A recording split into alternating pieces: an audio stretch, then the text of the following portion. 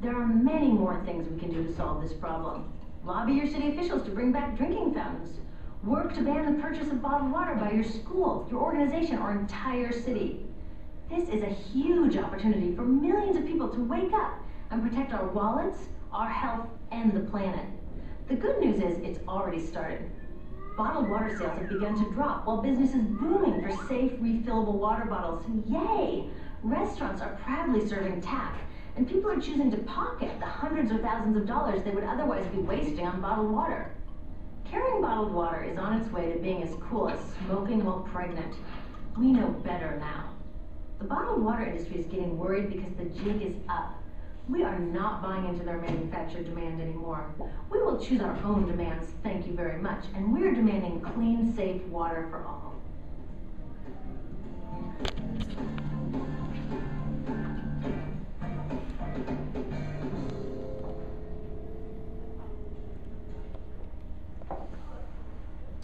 OK. Fait que juste pour faire un petit retour sur la vidéo, est-ce qu'il y en a qui veulent mentionner certaines choses qu'ils ont retenues, certains enjeux, des choses en levant la main, en parlant? Je pense que tout ce qu'ils ont dit, c'est entendu de ça, que c'est correct. C'est vrai. C'est vrai? Oui, parce que c'est l'eau de robinet, c'est juste pour le commerce, pas tout ça. Mais il y a l'eau de robinet partout, c'est dans la vie. Même la bouteille, vous avez dit que c'est fabriqué d'une qualité très inférieure. C'est pas bon, c'est-à-dire surtout du pétrole, tout ça, c'est pas bon. L'eau de robinet, c'est meilleur, c'est ça. C'est bien. C'est très bien. Je suis peut-être naïve, mais je pensais pas que quand je mettais ma bouteille au recyclage, qui était pas vraiment recyclée. Ça fait penser. Je veux dire, il y a différentes réalités, différents endroits. Ça a été fait aux États-Unis. C'est sûr que le recyclage, pas tout est recyclé, puis souvent il y a trop de plastique pour la demande en plastique recyclé. Fait que d'un coup, c'est pas tout le temps recyclé. Il y a des endroits où il y a tellement de plastique, tellement de choses qu'ils l'envoient dans d'autres pays, comme tu mentionnes ici. Moi, ce qui me fait le plus peur, c'est quand c'est les compagnies qui sortent des idées qui deviennent comme scientifiques. Et que c'est difficile parce que c'est pas tout le monde qui a le temps de voir qu'est-ce qui est la vraie vérité, qu'est-ce qui est juste une idée qui est partie puis qui a pas eu comme l'eau elle est pas bonne. Moi j'ai vu la même Story of Stuff, il y a plein de domaines. J'ai vu une vidéo sur la consommation, puis c'est le même principe dans le sens que on se fait tellement endoctriner par des choses que c'est les compagnies qui décident, puis nous on suit ça, mais c'est vraiment bien présenté là-dessus. Ils ont une série de petites vidéos. Il y en a un, c'est ça, ça a commencé avec le Story of Stuff, qui était genre une histoire de la consommation en général, avec le cycle de production. Ils ont repris certains concepts du point vidéo ici pour bien expliquer. Il y a d'autres vidéos comme sur les changements climatiques, un petit peu plus les systèmes d'échange, puis de plafonnement de carbone. Il y a aussi sur les cosmétiques, les produits de beauté. Ils ont un vidéo comme ça. Il y en a, je pense au moins un ou deux. Cool. Fait qu'on va faire une petite activité maintenant. Puis on partira de là. Fait que ce que je vais faire, c'est distribuer chacun ou presque chacun une bouteille de plastique. Je vais vous poser une petite question par rapport à ça.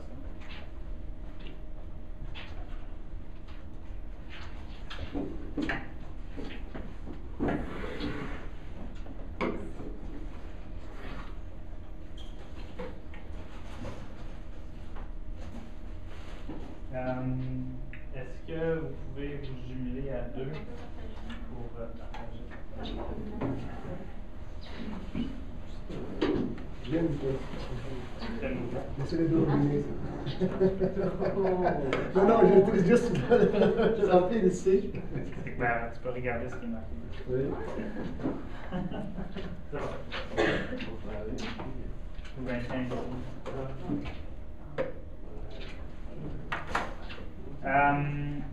La première chose que je vais vous demander, c'est de regarder l'étiquette, et identifier certaines techniques de marketing qui ont été utilisées pour promouvoir le produit.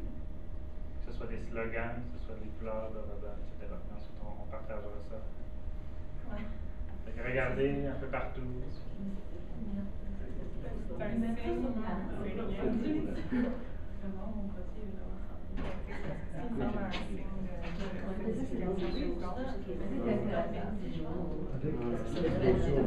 C'est pas grave, moi ça me fait De leur produit, c'est sûr. On fait un très bon Mais non plus. Tu peux discuter avec. C'est quoi le logo de ils mettent du sel, puis de l'eau,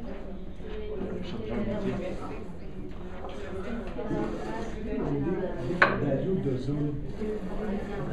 Ça va, de zoom. Et moi, là, regardez, c'est utilisé beaucoup ça. C'est juste pour boire de l'eau ici, pour ne pas toujours descendre dans le ici pour le même si quelquefois, je suis en auto avec des enfants, je suis obligé d'acheter, j'évite ça, que je remplis ça trop vite. J'évite que l'eau qui est à l'intérieur, parce que je ne sais pas dans quel temps il est là.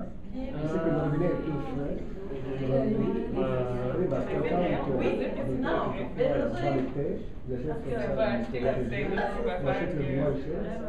Mais quand tu as le choix entre c'est $2.50, c'est le moins cher. Juste pour les bouteilles, il y a 34 bouteilles. Et ça prend beaucoup de temps pour les finir. Je mets l'eau à l'intérieur, puis je remplis de l'eau. Il faut garder une bouteille. Parce que je sais que l'eau de robinet, c'est plus sécuritaire. Je sais que c'est frais. Ça, je ne sais pas d'où il est rentré, il est là. Je me t'avais dit dans le moment que surtout en été, quand l'eau est transportée, les camions souvent sont pas levés. S'il fait chaud, la bouteille, ils ont comme 15 éléments de la bouteille qui ont été mélangés. Même surtout avec le soleil, hein. Ok, on va partager un petit peu nos observations. Chaque bouteille a certaines petites particularités. Que si on va aller à tour de rôle, un petit peu mentionner une ou deux choses que vous avez observées. Ici, c'est le Pure Life. La vie est pure, l'eau est très pure. Et, il dit que c'est 100% recyclable. Et puis, il y a une petite section qui dit que ce bouchon, le petit bouchon, égale moins de plastique. C'est juste 27% moins de plastique que la bouteille, la première bouteille éco-design. Alors, c'est l'acheter avec sans guilt. Culpabilité. Culpabilité. En arrière, Stéphanie. Ça dit Smart Water dessus. Donc, je sais pas, me semble de l'eau, c'est de l'eau. Pendant que. Ouais. Puis, ils nous prennent un peu pour des épais, là, dans le fond. Mais aussi, ça dit que. Il parle des nuages dessus, puis un petit dessin de nuages, là. Puis ça dit que l'eau dans les nuages est sous sa forme la plus pure et propre. Donc, eux ont voulu imiter les nuages. Donc, c'est comme un nuage en bouteille, parce que l'eau est pure et propre. Nous, Aquafina, c'est sûr qu'on voit les montagnes, donc c'est la nature, tout ça. Ici, quand on dit osmose inversée, c'est un mot scientifique pour impressionner, dire mon Dieu, ça va pas. Ici, on voit même Smart Selection, bien choisir. Si je ne me trompe pas, je pense que c'est Pepsi, puis c'est leur propre. Ils mettent ça sur leurs produits pour dire que c'est des bons produits à acheter, mais c'est eux-mêmes qui les mettent sur leurs produits, si je ne me trompe pas. Puis, je l'ai vu, moi, sur une bouteille de Pepsi ici. Puis, on dit que c'est bon. Bien vivre, ils disent que la consommation d'eau est importante, ça, on ne peut pas le nier, mais en même temps, il faut que je prenne cette eau-là. Il dit haute canalisation publique de Mississauga, donc ça vient de. C'est sûr que tout est dans le nom, c'est Aquafina, le goût de l'eau pure. Là, En arrière. Alors, cette bouteille, normalement, contient de l'eau. Ils disent que c'est de l'eau de source naturelle. Personnellement, quand je vois moi embouteiller à la source, eau de source, ça me fait un grand effet et j'achète parmi beaucoup de choix. Je prends celui-là. Et donc, ils insistent beaucoup là-dessus, sur le fait que c'est naturel, que c'est à la source, qu'il n'y a pas eu de contamination entre-temps. Et puis, ils disent, pour la bouteille, ils disent que la bouteille Naya est composée de 25% de plastique recyclé post-consommation. Alors, je n'ai pas bien compris, ça veut dire post-consommation, c'est-à-dire après avoir consommé, 25% de la bouteille va être récupérée, c'est ça, et puis amené à l'usine. Souvent, c'est du plastique qui a déjà été utilisé ou recyclé. Donc voilà,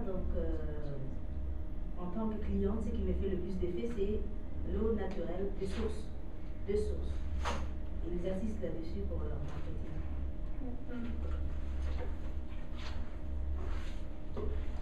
Ici, je trouve qu'on s'écrit aussi de sources naturelles, mais avec ajout d'ozone, c'est ce que je n'ai pas compris, c'est quoi ça. Puis il dit les ingrédients comme on vend quelque chose à manger, donc 1% sodium, 4% calcium, c'est pas comme ça.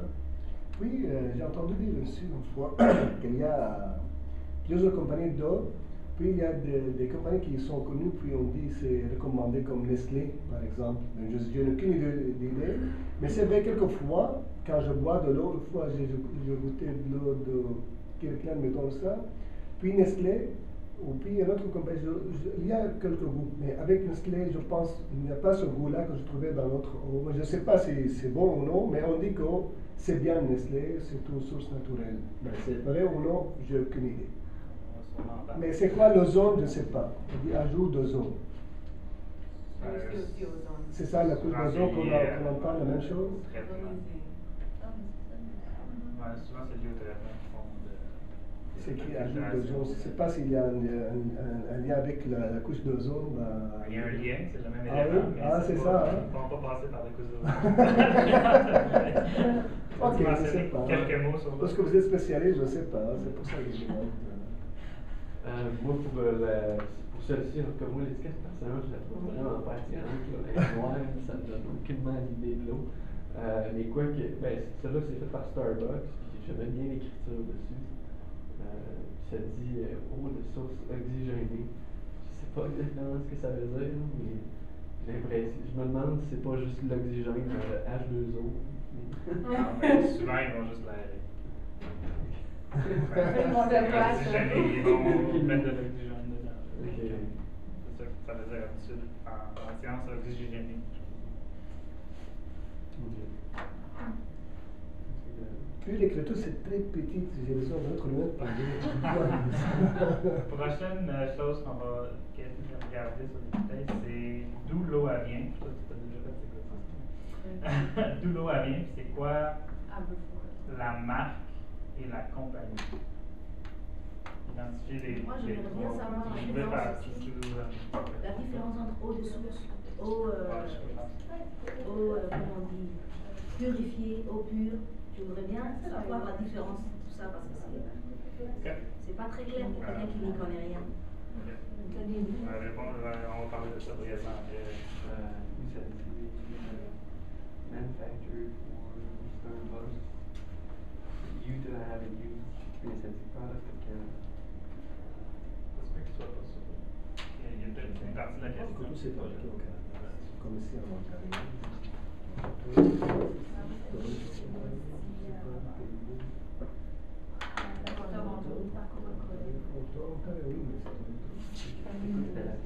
Hillsborough area in Ontario.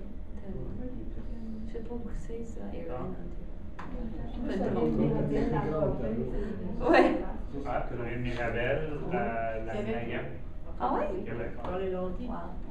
Mais les autres sont des bonnes nécessaires. C'est quoi la marque de de la compagnie? Comme c'est pour Tim. Les autres, ils ne pas Tim, c'est Starbucks. C'est la version Tim. J'ai vu qu'il y avait bien cher là-bas. C'est incroyable comme les autres. C'est quoi la différence entre la marque et la compagnie? Starbucks. D'ailleurs, c'est le nom, la compagnie, c'est celui qui le produit. Dans le cas de cette bouteille-là, c'est pas mal la même chose.